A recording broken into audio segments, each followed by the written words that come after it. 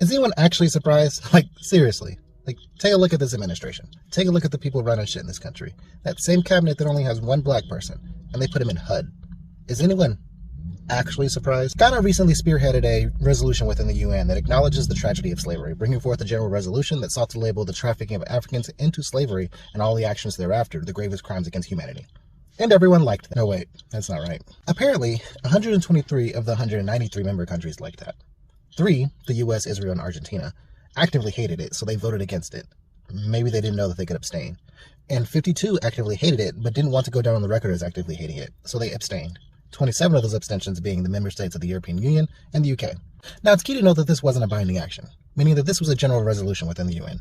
These are typically non-binding motions meant to unify global leadership's opinions on certain matters and open the door to localized action among nation states. They typically do not require as much representation to pass and don't constitute application of any major laws. And that's one of my many major gripes with the UN overall, is just kind of the toothlessness of many of their actions. This particular resolution looked to member states to establish reparatory justice, including a full and formal apology, measures of restitution, compensation, rehabilitation, satisfaction, guarantees of non-repetition, and changes to laws, programs, and services to address racism and systemic discrimination. So why did the US vote against this resolution? Well, partially because the resolution had the words reparations in it, and that's just poison in the US mind. And another part because it was labeled as the gravest, and they didn't feel like it was okay to rank atrocities or litigate issues that happened so long ago under different laws. Both justifications which were echoed by the UK and EU. I think it's important to know that this is the kind of ass-backwards, technical, I don't like the words, form of anti-responsibility that you should fully expect from European and European descendant nations. They've been doing this since the time of slavery.